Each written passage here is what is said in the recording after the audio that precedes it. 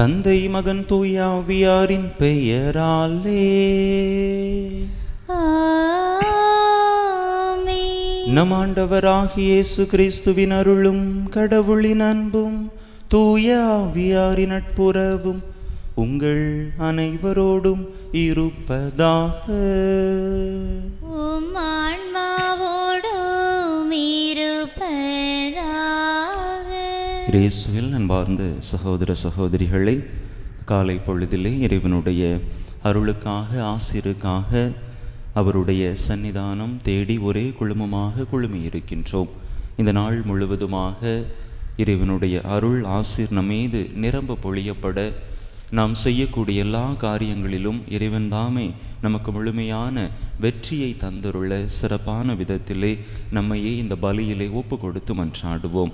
தொடர்ந்து நம்முடைய திருத்தந்தை பிரான்சிஸ் அவர்களுக்காகவும் மன்றாடுவோம். விரைவிலேயே நற்சுகம் பெற்று அவர் தன்னுடைய அலுவல்களை தொடர இறைவன் அருள் கூர்ந்தருளும்படியாகவும் சிறப்பாக அவரையும் ஒப்பு கொடுத்து இந்த பலியிலே மன்றாடுவோம். தகுதியான விதத்தில் இந்த பலியை ஒப்பு கொடுக்க தடையாக இருக்கக்கூடிய நம்முடைய பாவங்கள், குற்றங்கள், குறைகள், பலவீனங்கள் அனைத்தையும் நினைத்து பார்த்து இறைவனிடத்திலே மன்னிப்பு வேண்டுவோம்.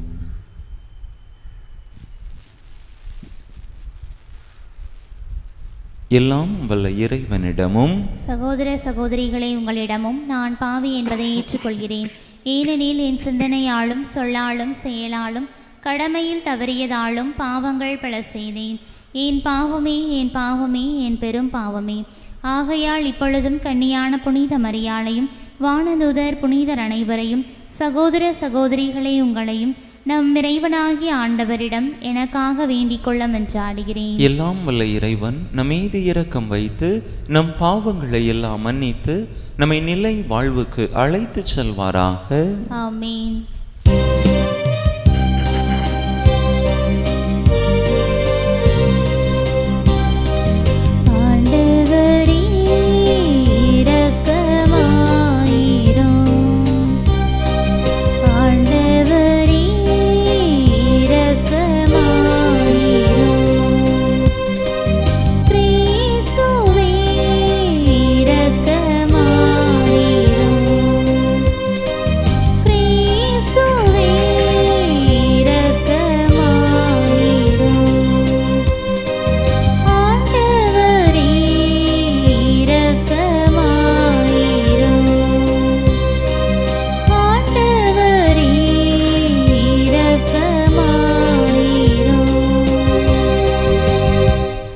மன்றாடுவோமாக. எல்லாம் வல்ல இறைவா, நாங்கள் என்றும் நேரியவற்றை எங்கள் உள்ளத்தில் இருத்தி சிந்திக்க உம்மை வேண்டுகின்றோ. அதனால் உமக்கு உகந்தவற்றையே சொல்லாலும் செயலாலும் நிறைவேற்ற எங்களுக்கு உமது அருளை தருவீராக. உம்மோடு தூயாவியாரின் ஒன்றிப்பில் ஒரே இறைவனாய் என்றென்றும் வாழ்ந்து ஆட்சி செய்கின்ற எங்கள் ஆண்டவரும் உம் திருமகனுமாகிய இயேசு கிறிஸ்து வழியாக உம்மை மன்றாடுகின்றோ.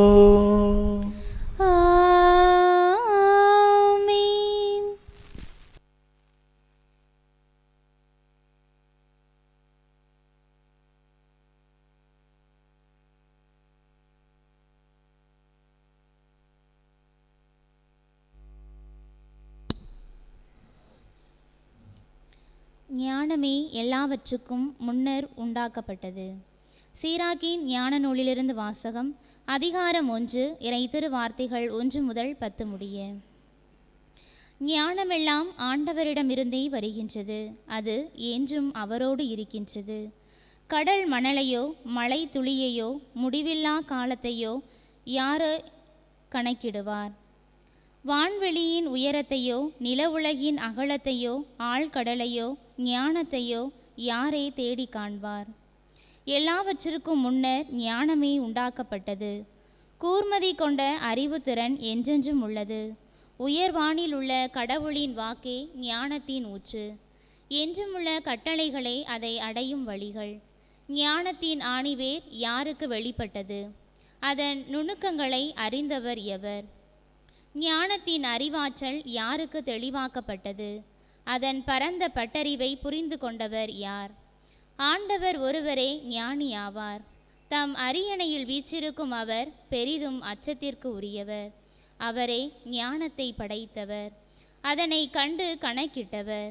தம் வேலைப்பாடுகளை எல்லாம் அதனால் நிரப்பியவர். தம் ஈகைக்கு ஏற்ப எல்லா உயிர்களுக்கும் அவரே அதை கொடுத்துள்ளார். தம் மீது அன்பு கூறுவோருக்கு அதை வாரி வழங்கியுள்ளார். ஆண்டவர் வழங்கும் அருள்வாக்கு. பதிலுரை பாடல் பல்லவி. ஆண்டவர் ஆட்சி செய்கின்றார், மாட்சியை ஆடையாய் அணிந்துள்ளார். ஆண்டவர் ஆட்சி செய்கின்றார், அவர் மாட்சியை ஆடையாய் அணிந்துள்ளார். ஆண்டவர் வல்லமையை கச்சையாக கொண்டுள்ளார். பல்லவி. ஆண்டவர் ஆட்சி செய்கின்றார், மாட்சியை ஆடையாய் அணிந்துள்ளார். பூவுலகை அவர் நிலைப்படுத்தினார், அது அசைவுறாது. உமது அரியணை தொடக்கத்திலிருந்தே நிலை பெற்றுள்ளது. நீர் தொன்று தொட்டே நிலைத்துள்ளீர். பல்லவி. ஆண்டவர் ஆட்சி செய்கின்றார், மாட்சியை ஆடையாய் அணிந்துள்ளார். உம்முடைய ஒழுங்குமுறைகள் மிகவும் உறுதியானவை. ஆண்டவரே, என்றென்றும் தூய்மையே உமது இல்லத்தை அழகு செய்யும். பல்லவி.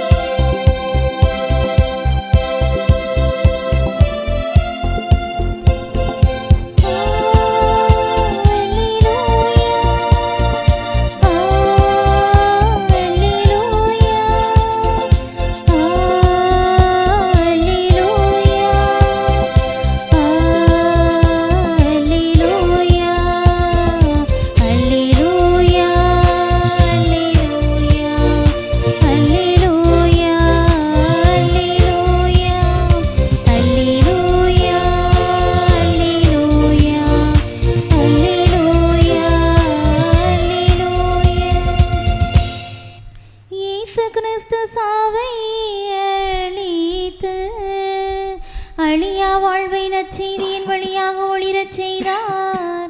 அல்லேலூயா,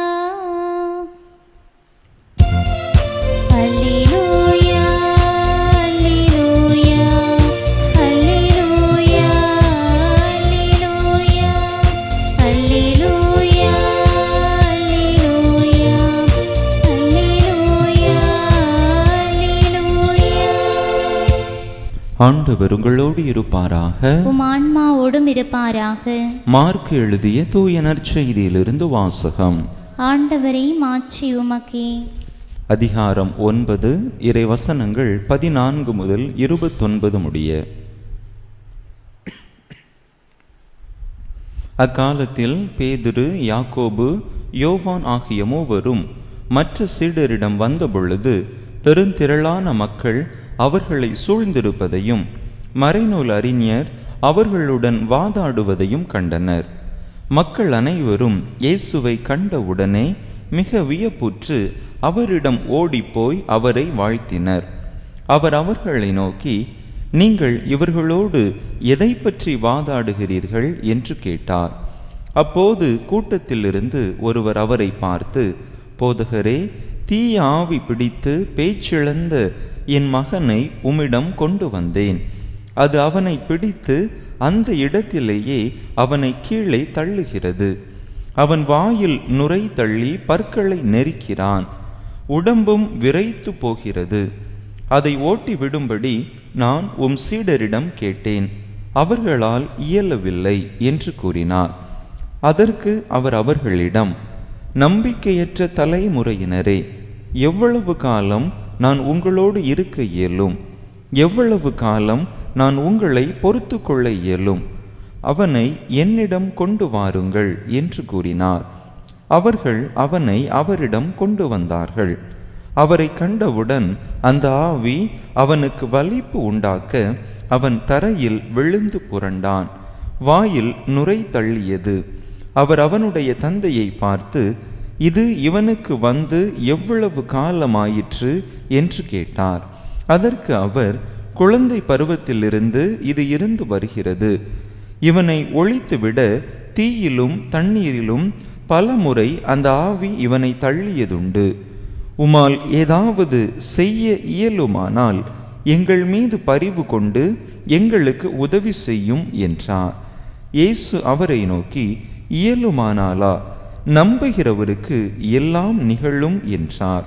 உடனே அச்சிறுவனின் தந்தை, நான் நம்புகிறேன், என் நம்பிக்கையின்மை நீங்க உதவும் என்று கதறினார்.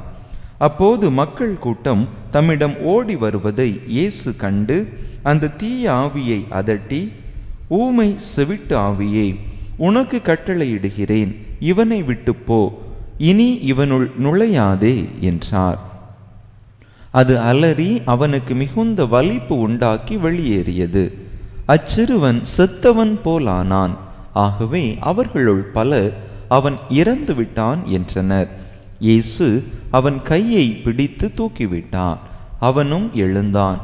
அவர் வீட்டில் நுழைந்ததும் அவருடைய சீடர் அவரிடம் தனிமையாக வந்து, அதை ஏன் எங்களால் ஓட்ட இயலவில்லை என்று கேட்டனர்.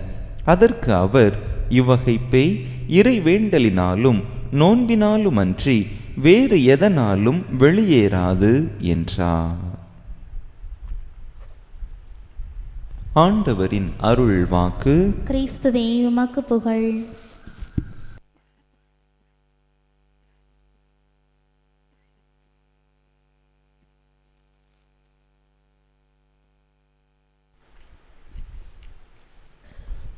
இயேசுவில் அன்பார்ந்த சகோதர சகோதரிகளை, நம்முடைய கிறிஸ்தவ வாழ்வினை எடுத்துக்கொண்டோம் என்று சொன்னால், நம்பிக்கையை மையமாக வைத்துத்தான் நம்முடைய வாழ்க்கையை நாம் வாழ்ந்து கொண்டிருக்கிறோம். நம்முடைய கிறிஸ்தவ வாழ்வில் நம்பிக்கை இல்லை என்று சொன்னால், நம்முடைய வாழ்விலே ஒரு பெரிய வெற்றிடத்தை, வெறுமையை உணரக்கூடியவர்களாக நாம் மாறிவிடுவோம். பல நேரங்களில் நாம் இப்படிப்பட்ட நம்பிக்கை வாழ்விலை நிலைத்திருக்கிறோமா என்று சொன்னால் அது மிகப்பெரிய கேள்விக்குறியாக இருக்கின்றது. நம்முடைய நம்பிக்கை எல்லா நேரத்திலும் ஒரே மாதிரியாக இருப்பதில்லை. சில நேரங்களில், உணர்வு பூர்வமான நேரங்களில் நாம் நம்பிக்கை அதிகம் கொண்டவர்களாக காணப்படுகிறோம். அதே நேரத்தில் சில நேரங்களில் நம்பிக்கை என்றால் என்ன என்று கேட்கக்கூடிய அளவிற்கு முழுவதுமாக நம்முடைய நம்பிக்கையில் தளர்ச்சி அடைந்தவர்களாகவும் நம்முடைய வாழ்க்கை காணப்படுவதை நம்மால் மறுக்க முடியாது. சீடர்களை எடுத்துக்கொண்டோம் என்று சொன்னால், இயேசுவினுடைய சீடர்கள் இயேசுவோடு இருக்கின்ற பொழுது, இயேசு செய்த புதுமைகளை பார்க்கின்ற பொழுது அவர்கள் நம்பிக்கையிலே மிகுந்து காணப்பட்டார்கள். ஆனால் இயேசு அவர்களோடு இல்லாத பொழுது இவர்கள்தான் அங்கே ஒரு புதுமையை நிகழ்த்த வேண்டும், அற்புதத்தை நிகழ்த்த வேண்டும் என்று சொல்லுகிற பொழுது அங்கே அவர்களுடைய நம்பிக்கை முழுமையானதாக இல்லை. அங்கே ஒரு தளர்ச்சியை காண முடிகிறது. தங்களுடைய நம்பிக்கையிலே அவர்கள் சோர்வடைந்து போகிறார்கள். தங்களால் முடியுமா முடியாதா என்கின்ற ஒரு கேள்வியும் அங்கே சீடர்கள் மத்தியிலே வந்து விடுகிறது. இயேசு அவர்களோடு உடன் பயணிக்கின்ற பொழுது இயேசு உடன் இருக்கிறார் என்கின்ற அந்த நம்பிக்கையிலே அவர்கள் மிகுந்து காணப்பட்டார்கள். அதே நேரத்தில் இயேசு இல்லை, தாங்கள்தான் அந்த சூழ்நிலையை சமாளிக்க வேண்டும் என்கின்ற ஒரு நிலை வந்த பொழுது அங்கே அவர்களால் அதனை செய்ய முடியாமல் போவதை பார்க்க முடிகின்றது. பேய் பிடித்த அந்த சிறுவனிடத்திலிருந்து அந்த பேயை அவர்களால் விரட்ட முடியவில்லை. காரணம் அவர்களுடைய நம்பிக்கை குறைவுதான் என்று ஆண்டவர் தன்னுடைய சீடர்களை சாடுவதை பார்க்கிறோம். அன்பு மக்களே, நம்முடைய வாழ்க்கையிலும் கூட பல நேரங்களில் இப்படிப்பட்ட நிலைதான் காணப்படுகிறது. நாம் எல்லா நேரங்களிலும் முழுமையான நம்பிக்கையோடு இல்லாமல் பல நேரங்களில் நம்முடைய நம்பிக்கையிலே தளர்ச்சி அடைந்தவர்களாகவே காணப்படுகின்றோம். ஒரு உதாரணத்தை சொல்லுவார்கள். ஒரு முறை ஒரு வித்தை காட்டக்கூடிய ஒரு மனிதன் 2 கம்பங்களுக்கிடையே வித்தை காட்டிக் கொண்டிருக்கிறான். அப்பொழுது ஒரு கம்பை மட்டும் கையிலே வைத்து கொண்டு மேலே அந்தரத்திலே கயிறின் மீது நடந்து கொண்டிருக்கிறான். பக்கத்தில் இருந்த மக்கள் எல்லாரும் மகிழ்ந்து ஆர்ப்பரிக்கின்றார்கள், அவனை வாழ்த்துகின்றார்கள், உற்சாகப்படுத்துகின்றார்கள்.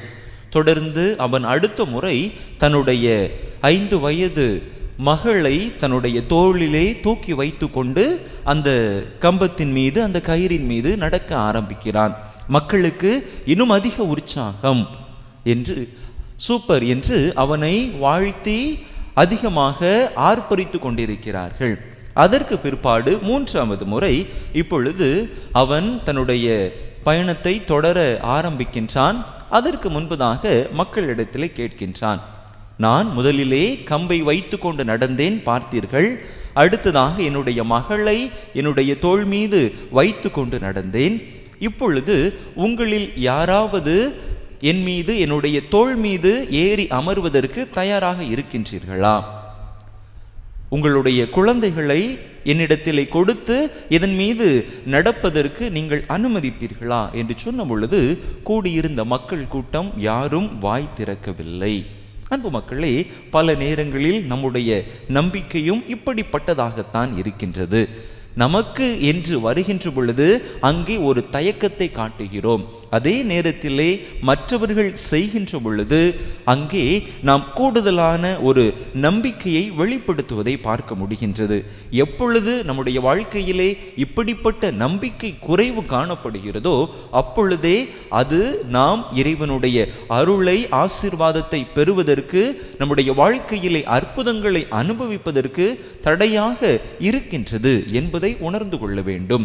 ஆண்டவர் கூட மார்க்கு நற்செய்தி 6வது அதிகாரம் 5வது இறை வசனத்திலே சொல்லுவார், அங்கே தொழுகை கூடத்திலே அவரை கண்டு மக்கள் ஏளனமாக பார்க்கின்றார்கள், சொந்த ஊர்க்காரர் தானே என்று மேலும் கீழுமாக அவரை ஒரு ஏளன கண்ணோட்டத்தோடு பார்க்கின்றார்கள். அவர் மீது நம்பிக்கை கொள்ளவில்லை. அங்கே ஆண்டவரால் வல்ல செயல்களை செய்ய முடியவில்லை. அவர்களுடைய நம்பிக்கையின்மையை கண்டு அவர் வியப்புற்றார் என்று நாம் பார்க்கிறோம். ஆக எங்கே நம்பிக்கை குறைவு இருக்கிறதோ அங்கே வல்ல செயல்கள் நடைபெறுவதற்கு அது தடையாக இருக்கின்றது. நம்முடைய வாழ்வை சற்று சிந்தித்து பார்ப்போம். எப்படிப்பட்ட நிலைகளிலெல்லாம், எப்போதெல்லாம் நாம் இப்படிப்பட்ட நம்பிக்கை குறைகளுக்கு மத்தியிலே இருக்கிறோம்? என்னால் முழுமையான நம்பிக்கை கொண்டு இருக்க முடிகிறதா? ஆண்டவர் மீது நான் முழுமையான நம்பிக்கை கொண்டு இருக்கிற பொழுது என்னாலும் அதிசயங்களை, அற்புதங்களை நிகழ்த்த முடியும் என்பதை நான் நம்புகிறேனா என்று சிந்தித்து பார்ப்போம். ஏனென்றால் ஆண்டவரே திருவாய் மலர்ந்து சொல்லி இருக்கிறார், என் மீது நம்பிக்கை கொண்டிருக்கிறவர் என்னை விட வல்ல செயல்களை செய்வார் என்று சொல்லியிருக்கிறார். எனவே நாம் நம்முடைய நம்பிக்கை வாழ்வை சற்று சிந்தித்து பார்ப்போம், உரசி பார்ப்போம்.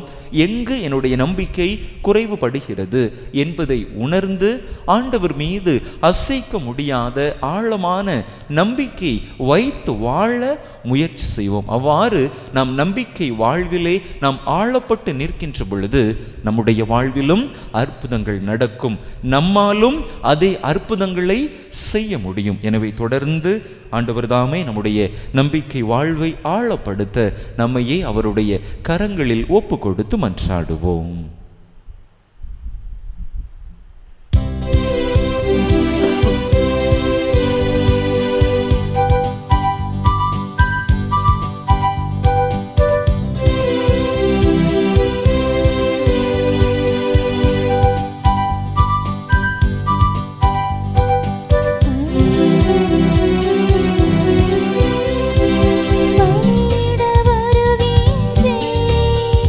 என்னை வழியென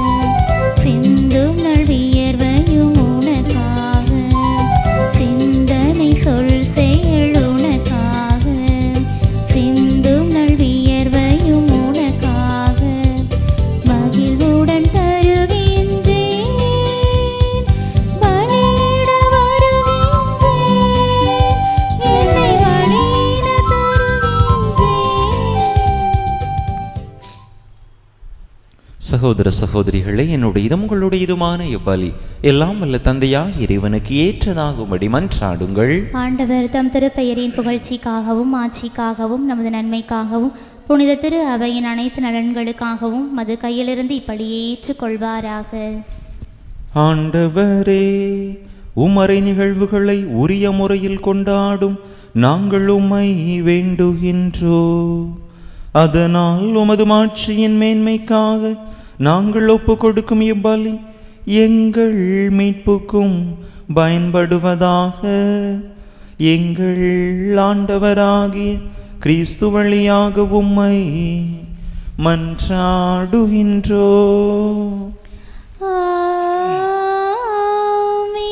ஆண்டவர் உங்களோடு இருப்பாராக, உம் ஆன்மாவோடும் இருப்பாராக. இதயங்களை மேலே எழுப்புங்கள். ஆண்டவரிடம் எழுப்பியுள்ளோம். நம் இறைவனாகிய ஆண்டவருக்கு நன்றி கூறுவோம். அது தகுதியும் நீதியுமானதே.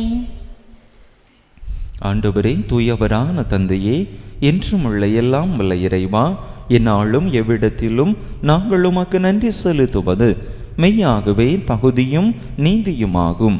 எங்கள் கடமையும் மீட்புக்குரிய செயலுமாகும். நாங்கள் வாழ்வதும் இயங்குவதும் இருப்பதும் உம்மிலேதான்.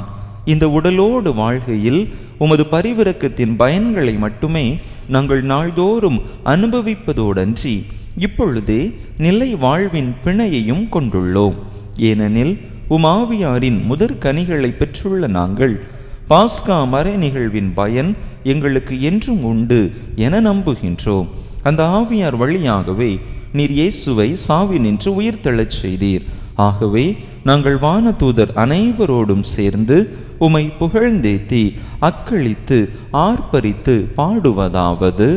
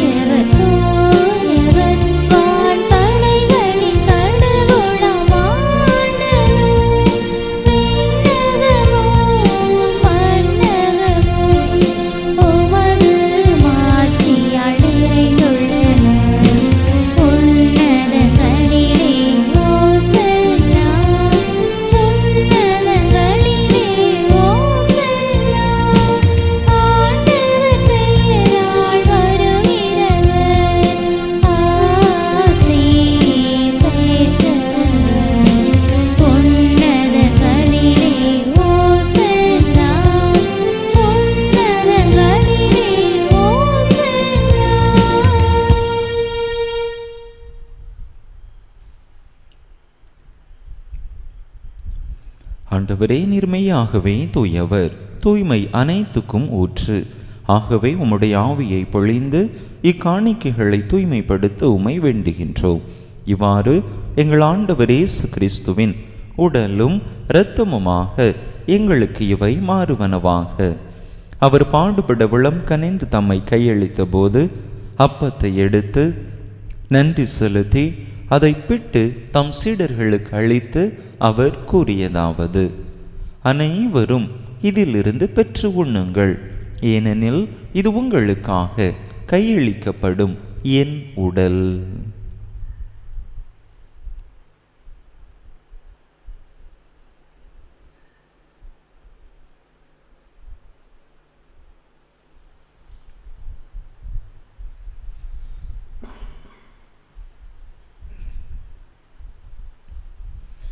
அவ்வண்ணமே இரவு விருந்தை அருந்திய பின் கிண்ணத்தையும் எடுத்து மீண்டும் உமக்கு நன்றி கூறி தம் சீடர்களுக்கு அளித்து அவர் கூறியதாவது: அனைவரும் இதிலிருந்து பெற்று பருகுங்கள், ஏனெனில் இது புதிய நிலையான உடன்படிக்கைக்குரிய என் இரத்தத்தின் கிண்ணம். இது பாவ மன்னிப்புக்கென்று உங்களுக்காகவும் பலருக்காகவும் சிந்தப்படும். இதை என் நினைவாக செய்யுங்கள்.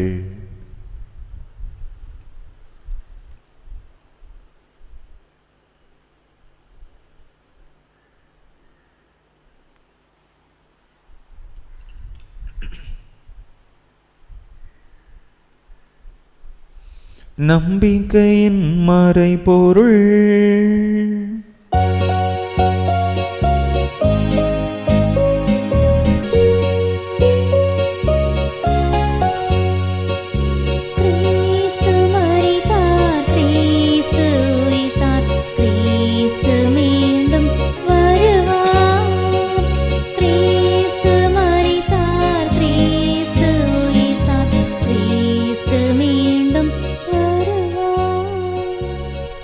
ஆகவே ஆண்டவரே, நாங்கள் கிறிஸ்துவின் இறப்பினையும் உயிர்ப்பினையும் நினைவு கூர்ந்து வாழ்வு தரும் அப்பத்தையும் மீட்பளிக்கும் கிண்ணத்தையும் உமக்கு ஒப்பு கொடுக்கின்றோம்.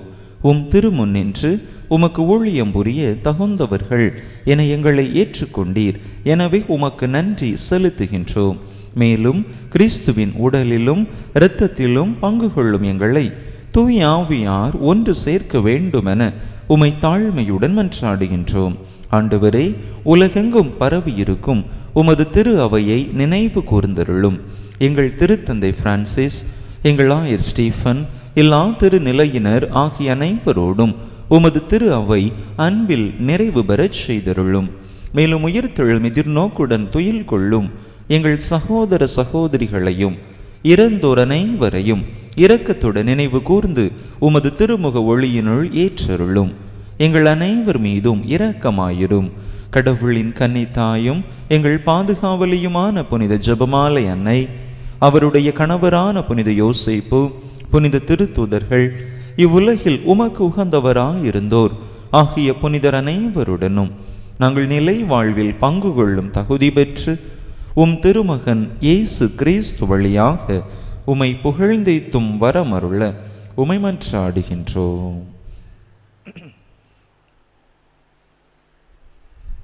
இவர் வழியாக இவரோடு இவரில் எல்லாம் வல்ல இறைவனாகிய தந்தையே, தூய ஆவியாரின் ஒன்றிப்பில் எல்லா புகழும் மாட்சியும் என்றென்றும் உமக்கு உரியதே.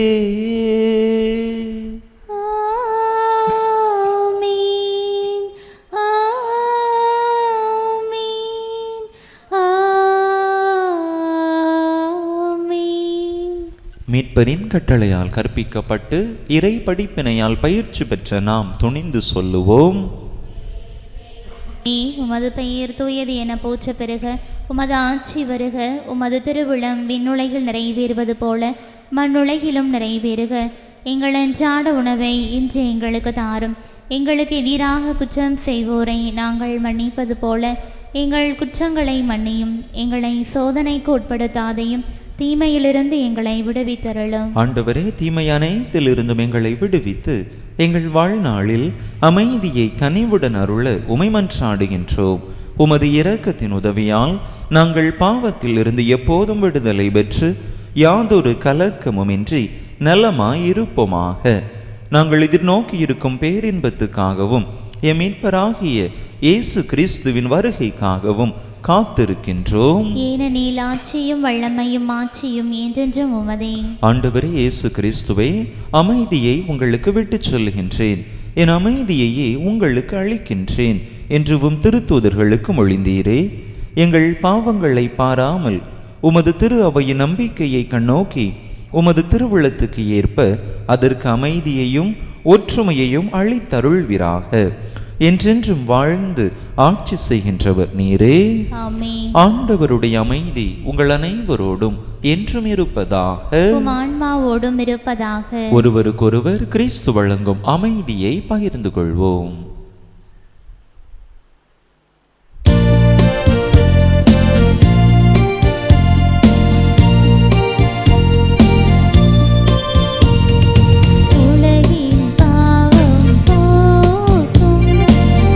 இறைவனின்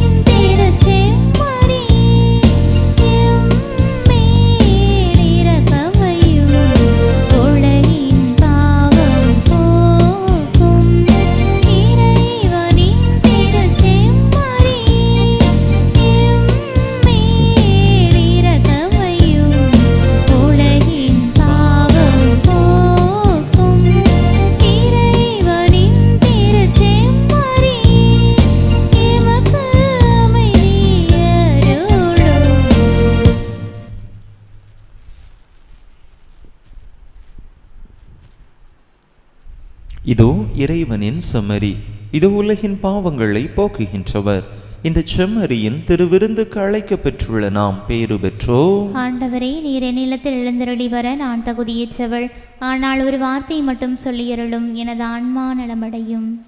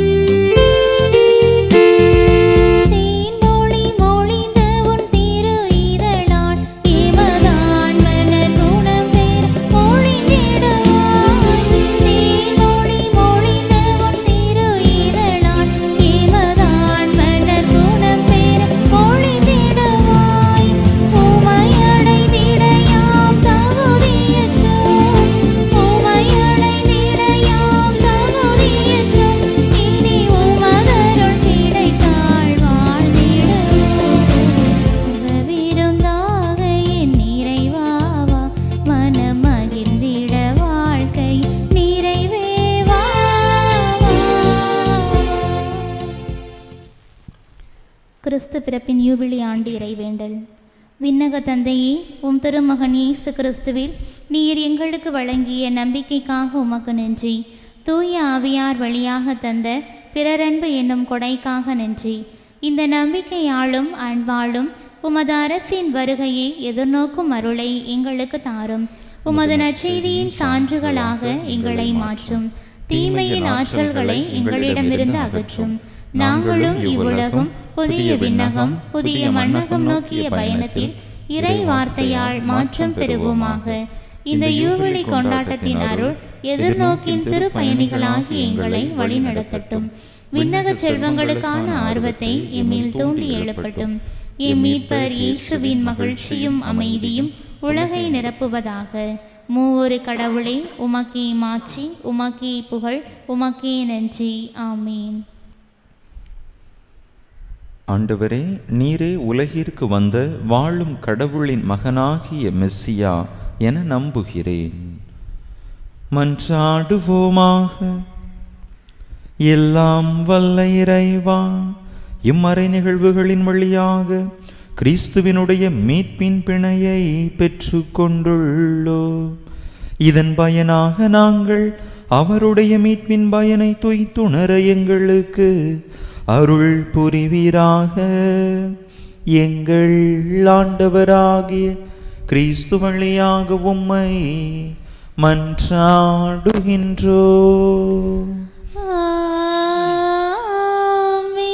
ஆண்டவர் உங்களோடு இருப்பாராக. உம் ஆன்மாவோடும் இருப்பாராக. எல்லாம் வல்ல இறைவன் தந்தை மகன் தூயாவியா உங்களுக்கு ஆசி வழங்குவாராக. இறையாசிரை நிறைவாக பெற்றவர்களாக சென்று வாருங்கள். திருப்பலி நிறைவேறிற்று. இறைவனுக்கு நன்றி.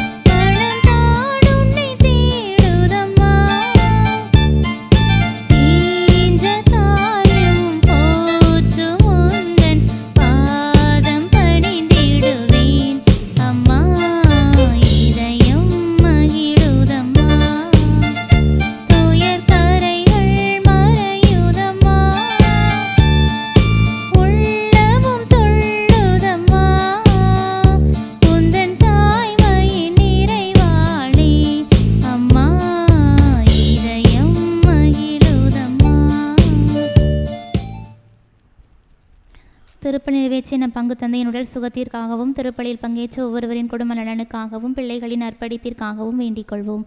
விண்ணுலகில் இருக்கின்ற எங்கள் தந்தையே, உமது பெயர் தூயது என போற்ற பெறுக. உமது ஆட்சி வருக.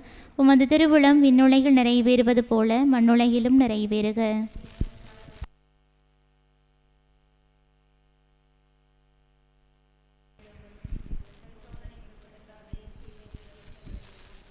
அருள் நிறைந்த மரியே, வாழ்க, ஆண்டவர் உம்முடனே, பெண்களுள் ஆசீர் பெற்றவள் நீரே.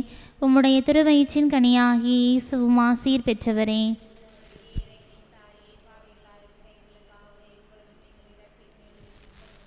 தந்தைக்கும் மகனுக்கும் தூய ஆவியாருக்கும் ஆட்சிமை உண்டாவதாக.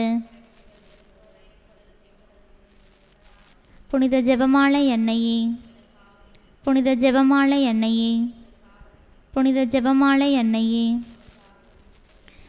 நிலையான புகழுக்குரிய தூய இறை நற்கருணைக்கு எல்லா காலமும்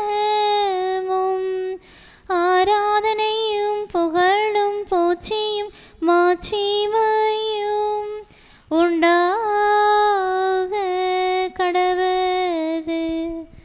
தந்தை மகன் தூய ஆவியின் பெயராலே ஆமேன்.